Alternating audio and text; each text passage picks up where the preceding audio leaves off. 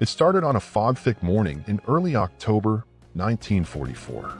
The kind of morning where the forest swallowed sound, and the air tasted of smoke and something else, something old like rusted iron and memory. In the farthest corner of a fractured Germany, where rail lines stitched through pine-thick valleys like veins across a dying hand, a train waited. A monster of steel and secrets. They said it carried enough artillery to supply an entire battalion, if it ever reached Berlin. But that wasn't going to happen. Not if Lieutenant James Colwood had anything to say about it. James was 28, but the war had made him older in ways no number could measure. He'd been pulled from the cornfields of Nebraska and dropped into the mud of Normandy, where his boots never seemed to dry. He didn't like the spotlight. Didn't bark orders or puff out his chest like some officers did. But men followed him anyway because he saw through the chaos. Knew when to act, when to wait, and when to vanish. This mission wasn't in any official briefing. It didn't come stamped or sealed or cleared by high command. It came in a whisper. A man in a brown coat had slipped James a note outside a bombed-out cafe in Metz. Train, Thursday. Coordinates attached. Burn the sky if you have to, but stop it. Now for days later, his team of 7 crouched in the brush above a rail junction known to few and mapped by even fewer. They weren't special forces by name, but after surviving the Ardennes, Monte Cassino, and a dozen unnamed skirmishes in forgotten woods, they may as well have been. There was Travis, the demolitions man, who treated every explosive like it was a lover he didn't trust. Angelo, the Chicago pickpocket who could strip a pistol blindfolded and once broke into a Nazi payroll office for fun. Then there was Kessler, German-born, American-raised, fluent in 2 languages, and a third he called bullshit. They all had ghosts behind their eyes. They never spoke of them. The train wasn't due for another 4 hours, but the tension had already settled like frost in their bones. Each man ran through the plan in his head again and again, like a prayer with teeth. A half-mile north, a bridge crossed a gorge where fog pooled like soup. That's where they'd hit it. A control collapse. Quick. Surgical. Make it look like an accident. No firefight. No witnesses. That was the directive. But the closer the moment came, the less certain it all felt. James scanned the tree line. Everything too still. Even the birds were quiet. The kind of quiet that doesn't just happen. It's made. The first sign was a glint. Not sunlight, moonlight, perhaps, but it danced wrong. Metallic. Watching. James didn't flinch, didn't speak. Just tapped the side of his boot once, code for eyes up. The others caught it. Weapons stayed low, but their eyes sharpened. Travis was already unzipping the canvas case with his C3 charges, fingers moving calm as breath. There was a rhythm to this kind of waiting.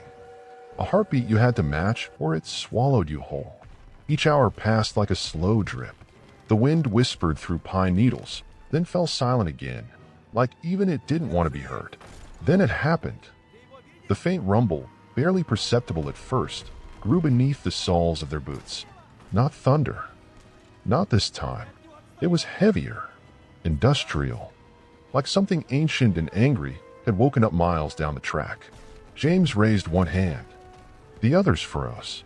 The train. They had exactly 12 minutes from the first bend to the bridge. He gave the silent signal, and the team moved like smoke, each step pre-planned, memorized. No words, only motion. Angelo darted down the slope to plant a flare signal a few hundred yards from the gorge, a last-ditch distraction. Kessler slid toward the undercarriage of the bridge, checking the structural points. Travis followed, the weight of explosives pressing against his spine like the gravity of choice. James remained above, scanning the horizon.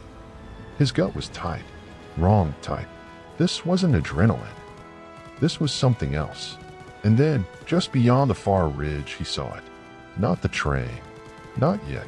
But something following it. 3 motorcycles. Black. Silent. The riders wore uniforms, but not Wehrmacht. These were leaner, faster. Possessed likely, but with insignia he didn't recognize. A Silverhawk set against red. One rider carried a satchel. Another had what looked like a radio antenna jutting from his back like a spine. James exhaled. This wasn't just a supply run. This was a shadow transport. A high-level transfer. Intel, perhaps. Or worse, one of those experimental payloads they'd heard about in whispers and nightmares. nerve gas, biological agents, things so classified they didn't have names, just nicknames muttered in trenches by men who hadn't slept in weeks. He clicked the mic once, short burst. Travis would know, accelerate the charges. No time to wait. But then came the second signal. A child's cry, soft, almost a question, carried faintly on the wind from the forest edge. James froze. It didn't make sense. This area had been evacuated months ago. No civilians for miles. It wasn't possible. But there it was again, clearer. Desperate. A child. He turned slowly. Nothing moved. Not even the leaves. Kessler's voice buzzed in on the private channel, low and tight. "Did you hear that?" James replied without moving his lips. "Yeah, don't engage." But the damage was done. His men had heard it. Doubt crept in, and doubt was a killer more efficient than bullets. Below, the train crested the first hill. It was massive. 20 cars, covered in soot and armored plating. No windows. No markings, save that same silver hawk stamped like a warning across its lead engine. The motorcycles veered off, disappearing into the woods. Flanking. Circling. Angelo's voice crackled in. "We got company, sir." Northridge. Movement in the brush. James clenched his jaw. Trap? No worse. Test.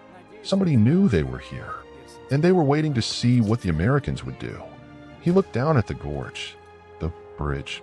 The charges were set. One radio command, and the whole thing would fall like the walls of Jericho. But then came the third sound. Ticking. Soft. Precise. Not mechanical. Organic. James reached into his breast pocket and pulled out the compass his father had given him before the war. It spun slowly, not pointing north. Not pointing anywhere. That was when he knew. This was no ordinary train. This was bait. The real payload hadn't arrived yet, and they were already inside the trap. James stood motionless at the ridgeline, every instinct honed by 2 years of brutal war now screaming in chorus. Beneath him, the train loomed into view like a leviathan forged from iron and hate, its massive frame blotting out portions of the track with its shadow as it wound around the bend and approached the gorge. Yet even with the detonators armed, the men in position, and the bridge ready to collapse under the carefully calculated charges Travis had laid, something gnawed at James' mind, a slow, crawling unease that no amount of planning could shake. It wasn't just the size of the train or the silence that accompanied it. It was the eerie stillness of the world around them, as though time had faltered in its motion, holding its breath for something neither natural nor expected. The child's cry still echoed in his ears, not a sound now, but his memory. A phantom note that seemed too perfectly placed, too timed, too theatrical. It didn't fit. Nothing about it belonged in this terrain, this hour, this mission. And yet it had arrived exactly when it needed to, not a second sooner, not a second later. James knew the battlefield too well to believe in coincidences. It was a manipulation pure and calculated, meant to divide attention, introduce hesitation, chip away at certainty. And in war, hesitation was the first death. Through his binoculars, he scanned the tree lean to the east, where Angelo had gone dark a few seconds earlier. There was no movement, no flare, no signal. Just the bristling silhouettes of pine needles dancing under the lazy pressure of a passing breeze. James pressed down on the comm once, twice, waiting for a response, but none came. The crackle of dead air was his only reply. Either the signal was jammed, or Angelo was no longer in a position to respond. Both outcomes were bad. One was worse. As the train crawled closer to the bridge, the lead car emitting short hisses of steam from hidden valves, James made a choice, not out of panic, but with a cold, clear reasoning that had kept him and his team alive this long. He tapped a sequence into his transmitter that diverted the detonation sequence to a manual-only fallback, halting Travis just before the trigger. They couldn't blow the bridge yet, not without knowing what exactly they were destroying.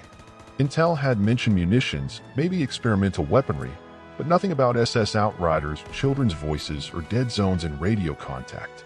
If this train carried more than bombs, if it carried information, or worse, human cargo, then vaporizing it might erase something they were meant to uncover. Below, in the gorge's narrow mouth, Kessler had caught on quickly. His voice buzzed back on the shortwave, barely above a whisper. "This isn't just freight, sir. There's shielding on the sidecars. Heavy, reinforced like bunkers. James didn't answer. His eyes were fixed now not on the train, but behind it, on the darkness at the far end of the line, where, just beyond the curve, another shape was emerging. Sleeker, faster. A second train, smaller, almost an escort vehicle, with what looked like mounted signal dishes and antennae trailing from its roof like insect limbs. It wasn't marked on any map, nor mentioned in any of the intercepted documents. Whatever it was, it didn't belong here, which meant it was exactly what they were meant to find.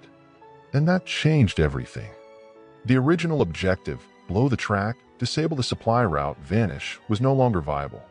If they detonated now, they might destroy something irreplaceable. But waiting risked detection, ambush, even capture. The motorcycles had gone quiet for too long. They hadn't retreated. They were circling like wolves. James recalculated in real time, a habit burned into him during the Sicilian retreat, when every plan went sideways before it hit the ground. They needed a way in not just to destroy the cargo, but to see it, record it, understand what made it so valuable that the Reich would send this kind of escort. He reached into the inside of his coat and unfolded a crinkled sketch, a rough map they'd built from aerial recon and local resistance reports. There was a side tunnel just south of the bridge, possibly a service route used by rail workers or engineers. If they moved fast and stayed low, they could intercept the second train without alerting the main force. He keyed into the squad-wide channel. New plan. Hold detonation. Repeat, do not trigger the collapse. Travis, rig a remote failsafe. Kessler, prep breach gear. We're going inside. A beat passed before Travis responded. Sir, that bridge won't wait forever. Structure's already stressed.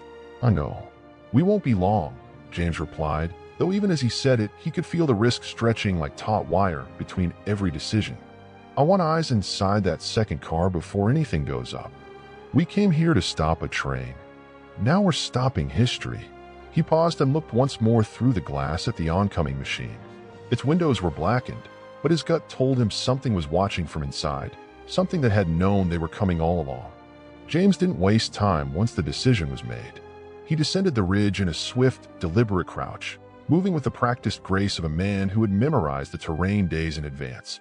Each footstep was chosen carefully, bypassing the loose gravel that might betray his presence, and cutting instead through patches of pine needles, their dampness muffling his passage.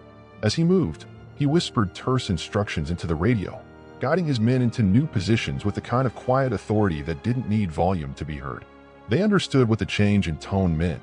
Something was wrong, deeply wrong, and their commanding officer was trying to outthink whatever trap they had wandered into. At the base of the slope, nestled between moss-covered boulders and the overgrown remnants of an old service road, was the entrance to the auxiliary tunnel he had marked on the map. Its mouth was partially collapsed, but behind the tangle of broken timber and loose rock, the shape of old masonry was still visible, arches of soot-blackened brick set into the hillside like the entrance to a forgotten tomb. It was narrow, certainly not built for troop movement or vehicle traffic, but just wide enough for a pair of men to squeeze through if they left their packs behind. James dropped to one knee and brushed away some of the dirt, exposing rusted bolts and hinges that once held a maintenance door. It was gone now, likely scavenged years ago, leaving only the gaping darkness behind. He tapped his radio twice. Kessler. On me. Within moments, the German-born sergeant emerged from the tree lean like a shadow manifest, clutching a compact breaching kit and the long-barreled rifle he had named Franz, in a moment of dark humor after his uncle who'd once served on the opposite side of the war. Without needing instruction, he knelt beside James and began unpacking a low-light scope and a narrow-beam flashlight, wrapping the lens in layers of gauze to reduce its glare. The two men didn't speak. They had done this before. In Sicily, in the ruins outside Casino, once even beneath the streets of Antwerp. James pointed into the tunnel. Kessler nodded, and together they slipped into the darkness, swallowed instantly by the silence of earth and stone. Inside, the air was thick with the smell of mildew and iron. The walls were damp, weeping moisture that glistened under the filtered beam of Kessler's light. Rusted tools littered the floor, shovels, pickaxes, half-buried spools of wire, as if the workers who once maintained this line had abandoned it in a single, terrified moment. Pipes ran along the ceiling, many snapped or bent, dripping steadily into puddles that echoed with each drop like a metronome marking time towards something unseen. Despite the claustrophobia and the sense of burial, James pressed on, leading them deeper into the passage, guided only by the rough schematic he had memorized and the faint, almost imperceptible rumble of the approaching train just beyond the tunnel wall. After several minutes, the corridor sloped slightly downward, then curved to the right, terminating in a corroded metal grate. Behind it, flickering light leaked through thin cracks in the stone, reflections of the railcars as they passed just feet away, each one momentarily illuminating the darkness with a ghostly glow. James motioned for Kessler to kill the light. They crouched in silence, listening to the deep groan of steel wheels on rail, the hiss of compressed air, the rhythmic clank of couplings moving in imperfect unison. The train was massive up close, far longer than anticipated. Not 20 cars, but more. 30, perhaps 35. Most were armored beyond recognition, blanketed in thick plating and reinforced steel that had been deliberately scorched to avoid reflection. But it was the last 3 cars that drew James' eye. They were unlike any rolling stock he had seen, taller, broader, with sealed ventilation hoods and massive riveted hinges along the side. Not munitions cars, not fuel, something else entirely.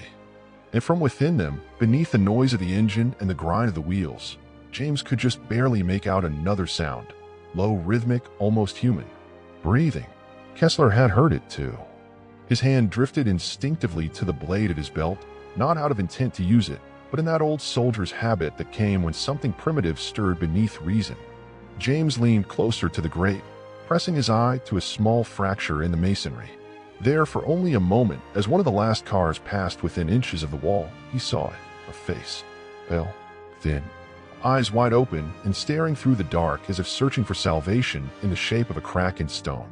It was not a soldier's face, nor a prisoner's. It was something in between, young, worn, emptied of expression but not of fear. He pulled back, breath catching in his throat. There were people inside. Not crew, not passengers, test subjects. His thoughts raced. The intelligence had been wrong, not just in detail, but in purpose. This wasn't about supplies. This wasn't even about weapons in the conventional sense. This was transport for one of the Reich's hidden programs, the kind that only existed in footnotes and redacted memos. Medical experimentation, biowarfare, human trials, the kind of horrors whispered about in underground briefings but never proven, never seen until now. The operation had changed again. Destroying the train might eliminate the threat, but it would also erase the evidence.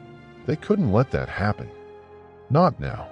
James reached for his field journal, flipping to a blank page, sketching the train's layout from memory, marking the sealed cars, the probable number of compartments, the escort positions. They would need photographs, testimony, proof, and somehow they would have to extract at least one survivor. The scope of the mission had ballooned beyond anything they had prepared for, but James didn't hesitate. His team would adapt. They always did. The stakes were no longer tactical, they were historical. What lay inside those cars could reshape everything the world thought it knew about the war, about the true ambitions of the enemy, about what men were capable of doing to one another under the banner of science and superiority. And as the final car passed into darkness, James Colwood made a silent vow. This would not remain a secret buried in the woods of Germany, not if he could help it. For several long moments after the last car had passed, James remained still, crouched in the damp gloom of the tunnel, listening to the fading rumble of the train as it crept toward the far end of the gorge. He could feel Kessler watching him in the half-darkness, waiting for a signal, for some whisper of direction that would allow thought to become movement once more. But James didn't speak. He didn't move. His mind was spiraling outward, far beyond the narrow confines of the maintenance corridor and the tight, suffocating proximity of its moss-covered walls. What he had seen, what he had almost seen, was reshaping the very bones of the mission, rendering the original objective not just insufficient, but dangerously obsolete. If they had destroyed the train at the bridge as planned, if they had acted 5 minutes earlier, they would have vaporized everything, the armored cars, the strange escorting detail, and the civilians or subjects trapped inside those final compartments. And had they done so, the mission might have been declared a success. The railway line would be cut, the supply movement halted, and some general, safe in an office hundreds of miles away, would mark a check on a report and move on. No one would ever have known what they had actually erased. But now with this glimpse, brief and terrible as it was, James knew the mission could no longer end in silence. It had to be documented, preserved, brought to light. Whatever that train was carrying, it wasn't simply war material. It was evidence. Possibly the only physical proof of atrocities the Reich had hidden so well that not even the OSS had managed to fully confirm them. He turned slowly to Kessler, whose expression was unreadable in the dark, but whose body was already tensed in anticipation. James spoke softly, barely above a whisper, the words precise and calm despite the storm breaking loose inside his thoughts. "We're changing the objective. We're going to board the train." Kessler blinked once, sharply, but gave no protest. He merely adjusted the grip on his rifle and asked, in a tone that was equal parts grim and curious, "Extraction or exposure?" James understood the distinction immediately. Were they there to get someone out? Or were they there simply to uncover the truth, to shine a spotlight into the darkest corners of this war before it could be swallowed by the shifting lines of battle? He thought for a moment, then answered, "Both." It was a bold, almost reckless answer, and both men knew it. The resources they had were limited. 7 men, including himself, no heavy weapons, no backup, no aerial support. The entire operation had been conducted in secrecy, off the books, known only to a select few in military intelligence who likely viewed this as nothing more than another small sabotage mission in the broader campaign to cripple Germany's infrastructure. If they failed, no one would come for them. If they succeeded, no one would believe what they had found unless they brought back undeniable, irrefutable proof. James motioned for Kessler to double back through the tunnel, returning to the ridge where the rest of the team was still in position. As they moved quickly and silently through the corridor, boots splashing in shallow puddles, James began refining the plan in his mind. He would need to get someone inside the rear cars, someone quick, observant, and unshaken by horror. Angelo would be the obvious choice if he was still in position. He could move through tight quarters undetected, pick locks in silence, and could disappear into shadows like smoke in the wind. If Angelo had been taken, then the responsibility might fall to Travis, though his skill set was built more for demolition than infiltration. Still, necessity had a way of reshaping men into things they never intended to become. Emerging once more into the cold air of the German forest, the world seemed strangely distant now, as if slightly askew. The familiar sounds of wind through trees, the distant creaking of branches, and the faint hissing of the train's residual presence felt subdued, muted by the weight of what James now knew. He signaled the rest of the team with a sharp flick of his wrist, drawing them into a tight semicircle in the underbrush beneath the pine boughs. Their eyes, wide and alert, turned to him with that same unspoken trust that had carried them through so many near-death operations. No one asked what had changed. They could read it on his face. "This is no longer a demolition mission," James began, voice low but firm. "We've identified non-military cargo in the rear cars, human cargo. Civilians, or worse, experimental subjects. They're moving them east under SS escort, through disguised trains shielded against aerial recon and sensor detection. If we blow the bridge now, we erase everything, people, evidence, and only chance to show the world what the Reich is really doing out here." He paused to let that sink in, and for a moment the wind stirred around him, as if nature itself had inhaled at the horror of the revelation. "Our objective is now twofold. Get aboard, document what we can, and extract at least one survivor. We have to bring something back, proof. Testimony. Photos. Something that can't be buried or ignored." The men exchanged glances. No one spoke. No one refused.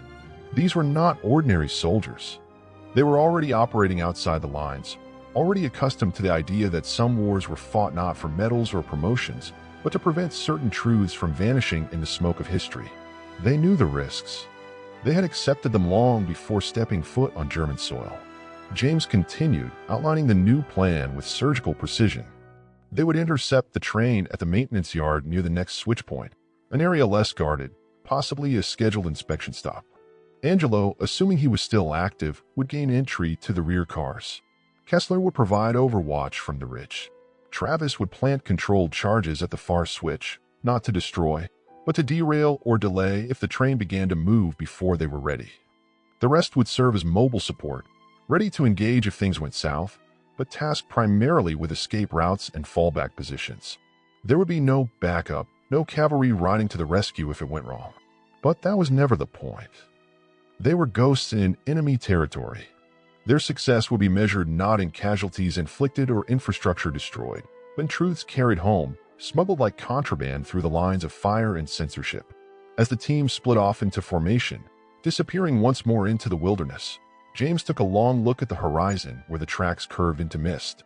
Somewhere ahead, that train still crawled through the forest like a wounded serpent, heavy with secrets, dragging behind it not just the weight of its cargo, but the dark heart of a war that had gone far deeper than the world dared to imagine. And James Colwood knew, if they failed to stop it, if they failed to uncover what lay inside, it wouldn't just be another victory for the Reich. It would be the erasure of something that should have never been allowed to exist in the first place. Nightfall came as a slow descent, less a sudden curtain than a gradual tightening of shadow, until the trees that flanked the rail line became nothing more than silhouettes against a sky turning bruised and starless. The thick canopy above, woven from pine and skeletal oak, filtered out even the moonlight, reducing the world to gradients of black and silence. James moved through this darkness like a man already half forgotten by the world he left behind. His steps were light, practiced, his gear stripped to the essentials: field camera, sidearm, a pocket of graphite pencils, and a folded slip of film wrapped in oilskin for protection. Every decision he had made up to this point now funneled into one terrifying certainty.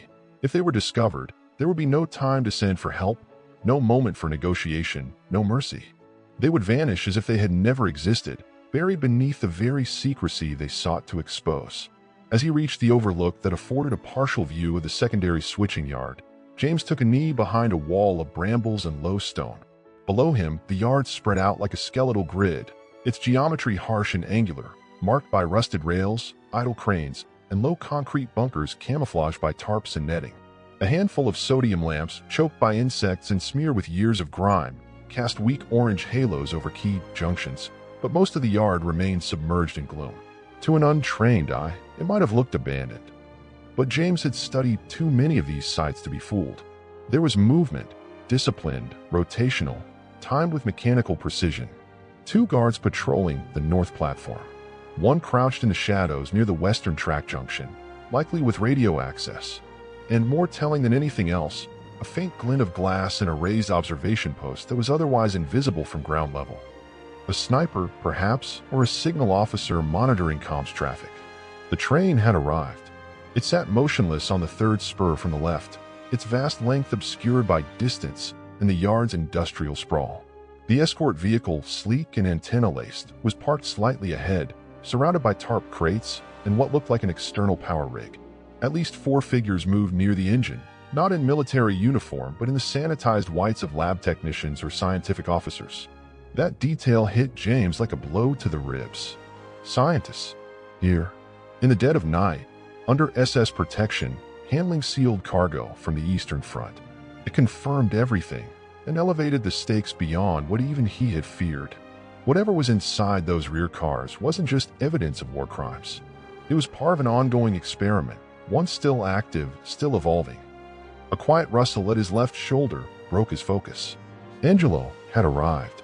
The Italian-American had the uncanny ability to move without sound, emerging from shadow with the effortless fluidity of a ghost returning to flesh.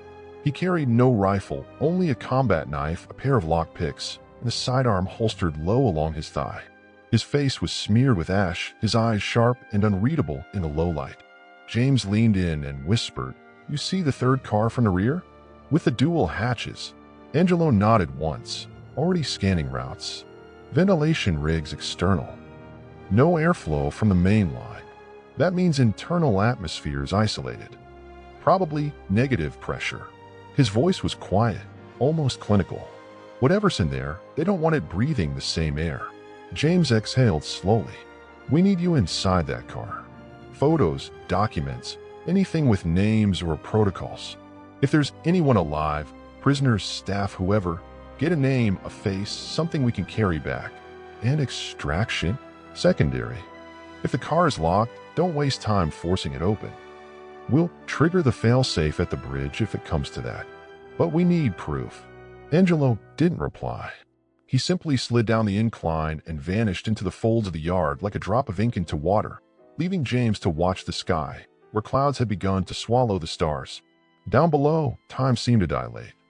Every second stretched and magnified itself as James followed the movement of guards through his field scope, tracking their rotations, listening to the clipped radio transmissions he could barely catch through the static.